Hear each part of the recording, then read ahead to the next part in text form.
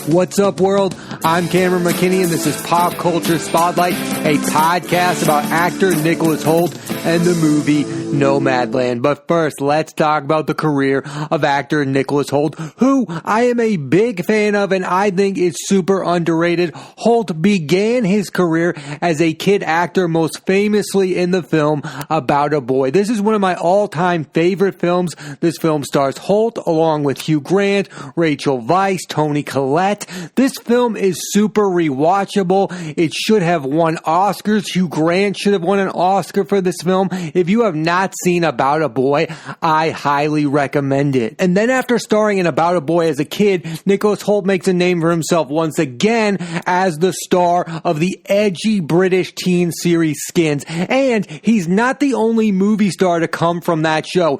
Daniel Kaluuya, who has been Oscar nominated, came from that show, and Dev Patel, who has been Oscar nominated, came from that show. So a lot of big names have come from that show, and they are three of the biggest actors working today. I mean, all three, Hoult, Patel, and Kaluuya, are bona fide movie stars. The first film that made people look at Nicholas Hoult as a legitimate actor is Tom Ford's A Single Man. This is a film that stars Colin Firth. He went on to get Oscar nominated for this film. A lot of people feel like Colin Firth should have won the Oscar for this movie instead of the one he did win the Oscar for, which is The King's Speech. And I absolutely like A Single Man better than I like The King's Speech. And while Nicholas Hoult has a small role in this film, it is super pivotal, and you just watch him and you think, wow, this guy is super interesting. And then not long after that, Hoult stars in a string of big blockbusters. He starred in 4 X-Men films where he played Beast with James McAvoy, Michael Fassbender,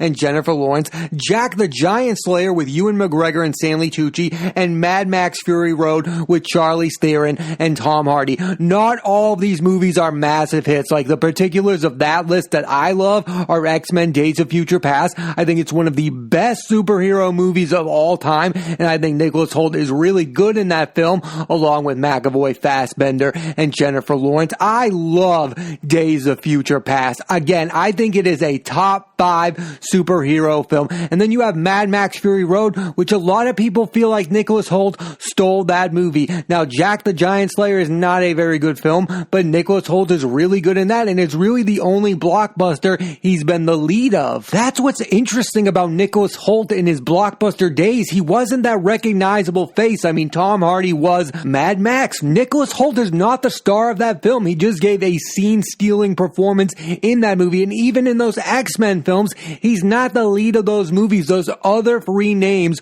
were the bigger movie stars, yet a lot of people have seen Nicholas Hoult movies and don't quite recognize Nicholas Hoult as a movie star. And the biggest reason that is because he's not the lead of any of those films, and that's why it's interesting to note he was the runner-up for Batman. Robert Pattinson was recently cast as Batman, and it was announced that Nicholas Hoult was the runner-up, that we were this close to Nicholas Hoult being the lead of a major franchise. And that's why I don't think he's quite a household name, because even though he starred in those blockbuster films, he is not the lead of any of them except for Jack the Giant Slayer, which again was not a huge success. And even the films he is the lead of do not become massive hits. I mean, Warm Bodies is like a cult film that a lot of people like. I think Nicholas Hoult is really good in that film.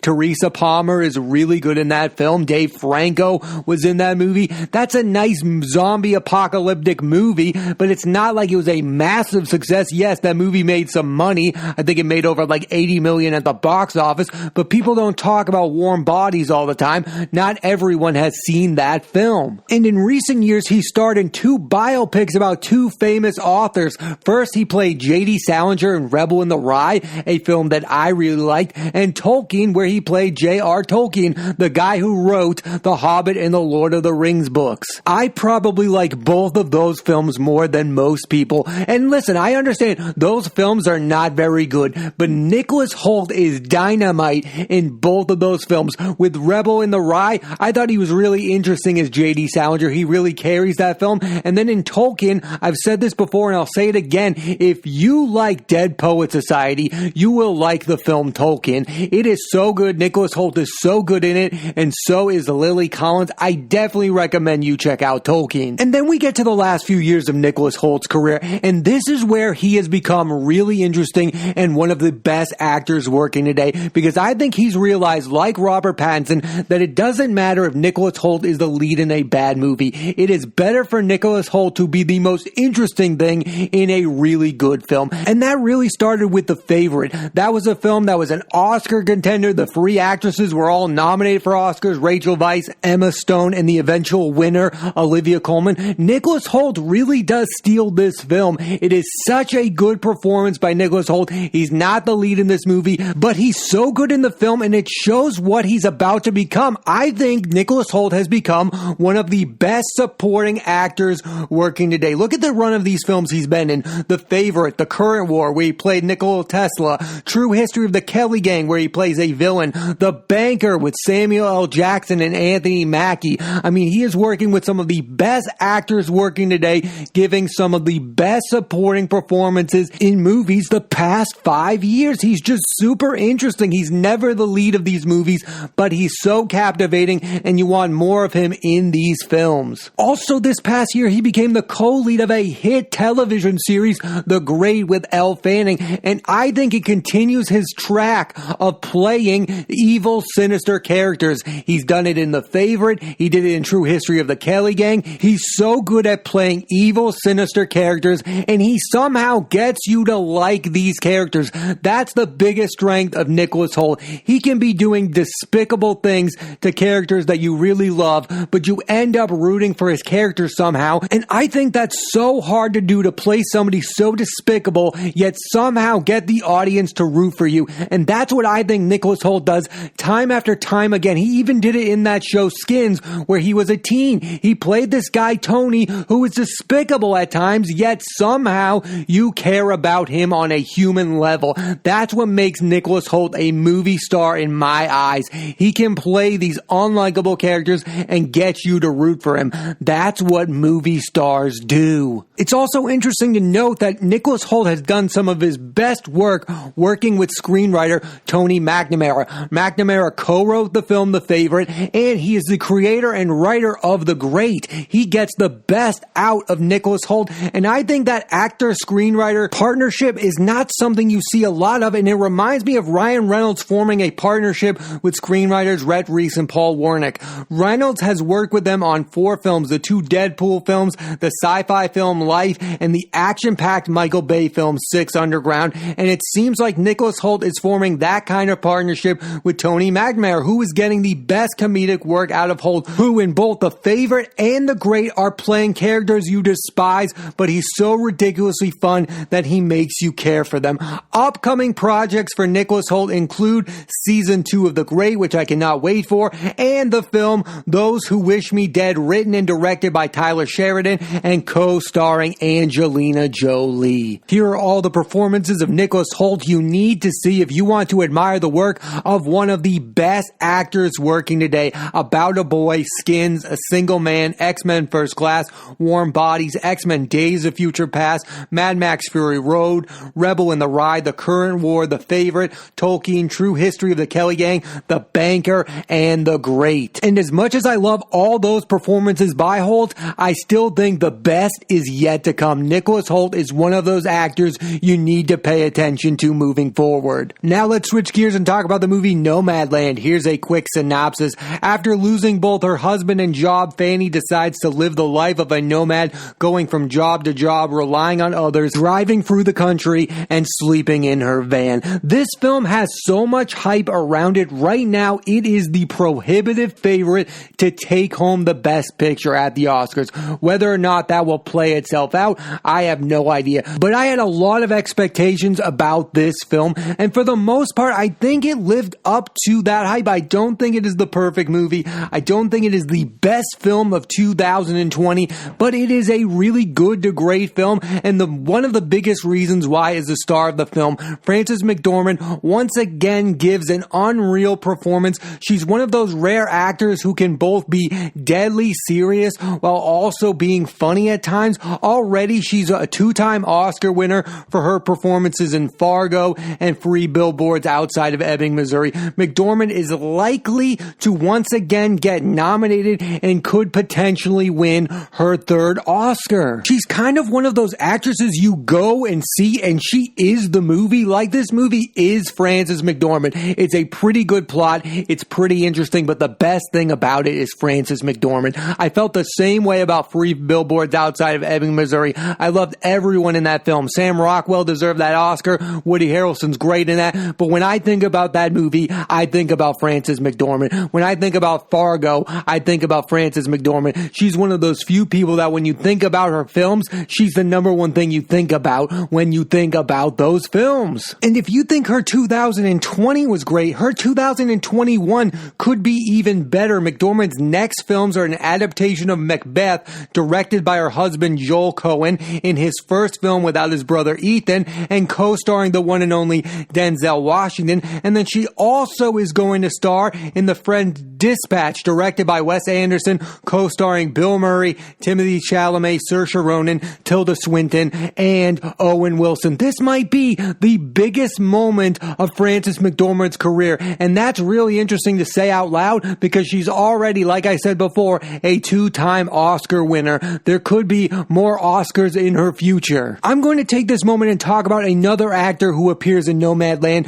who has had a fantastic career, David Strathairn. He is one of my favorite actors, and his career is amazing. He's appeared in big-time movies like 8 Men Out, A League of Their Own, The Firm, LA Confidential, Good Night and Good Luck, where he played Edward R. Murrow and got nominated for an Oscar. If you have not seen Good Night and Good Luck, it is one of the best modern black and white films you will ever see. It is that good of a film. It was directed by George Clooney, and David Strathairn is straight fire in this film. And oh, by the way, he also appeared in 2 Jason Bourne films. This guy's career is amazing, and Strathairn, although has a small role in Nomadland, I think it's a meaningful role. He has really good chemistry with McDormand, and I could see Strathairn getting nominated for Best Supporting Actor at the Oscars. I think that could be a surprise nomination for the Oscars. Strathairn's next film that's coming out in 2021 will be Guillermo del Toro's Nightmare Alley, where Strathairn will co-star with Kate Blanchett, Bradley Cooper, and Rooney Mara. It is one of my most highly anticipated films. I mean, Del Toro is coming off Shape of Water, where he won Best Director at the Oscars, so that's a film to keep an eye on. And now the director of Nomadland is Chloe Zhao, who is a rising star, and right now she is the favorite to win the Best Director Oscar. And her next movie, this is interesting to point out, is a Marvel film called The Eternals. Now, this is an interesting thing that's happening with movies lately. These indie filmmakers are having huge amounts of success, and then Marvel is coming in and offering them a franchise of their own, taking them away from small independent films. Here's the list of indie filmmakers that Marvel has hired recently. Ryan Fleck and Anna Boden, who directed Captain Marvel, Destin Daniel Cretton, who's directing Shang-Chi and the Legend of the Ten Rings, Nia DaCosta, and Captain Marvel 2. I mean, those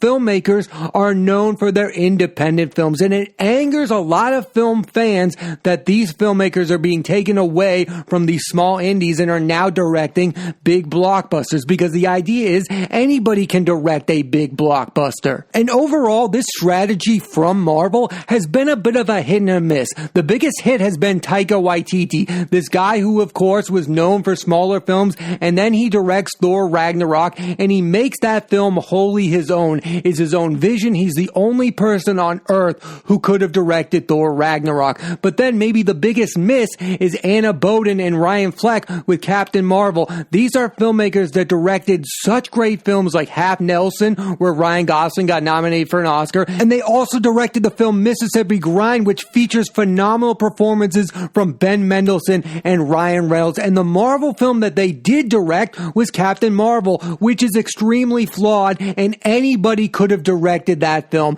That is a film that did not need those special talents directing it. That's the argument, and I can see both sides of it.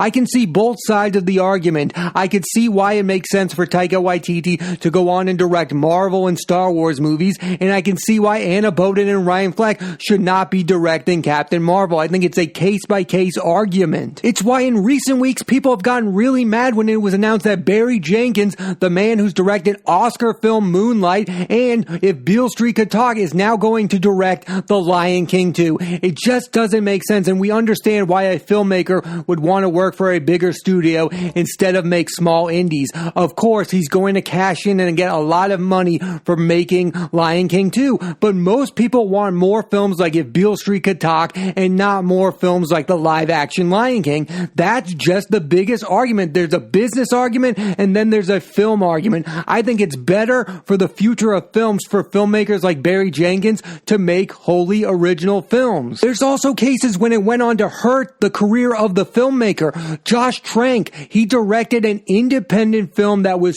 so good, and then he went on to direct a massive studio film in Fantastic Four, and it blew up in his face. So yeah, right now Chloe Zhao is the talk of the town. She's come up with this small indie type film in Nomadland. Everyone's talking about it. It might go on to win the Best Picture Oscar, but what happens, and this is a what if Eternals is a really bad movie, and it's her most seen movie, and all we think about is how bad Eternals is?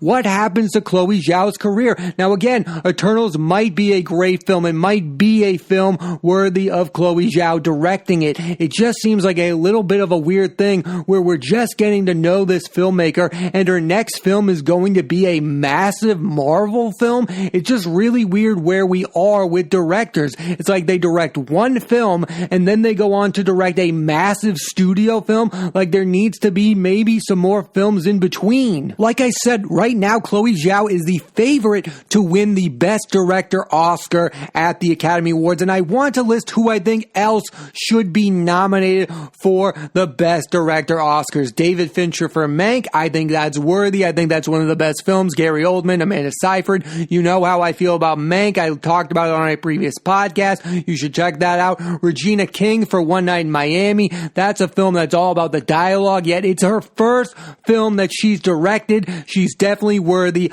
of a Best Director nomination. Spike Lee for Da 5 Bloods. This is the one that I want to happen, that I don't honestly know if it's going to. I think Da 5 Bloods has become super underrated when we talk about the best films of this year. I think it is the best film of 2020. And then Chloe Zhao for Nomadland. She's going to get nominated. She's the prohibitive favorite. And then here's the last person that should be nominated for Best Director at the Oscars. Shaka King for Judas and the Black Messiah. Nobody knew who this guy was before this movie. This movie is phenomenal, and this guy is definitely worthy of a Best Director nomination at the Oscars. Those are the 5 people I think should be nominated for Best Director at the Oscars. I'm not sure if it's all going to play out like that. I think David Fincher is definitely going to get nominated, and I think Chloe Zhao is definitely going to get nominated. The rest of them, there's a bit of a huge question mark. Getting back to Nomadland, like I said at the beginning of this podcast, there's a lot of hype around this movie,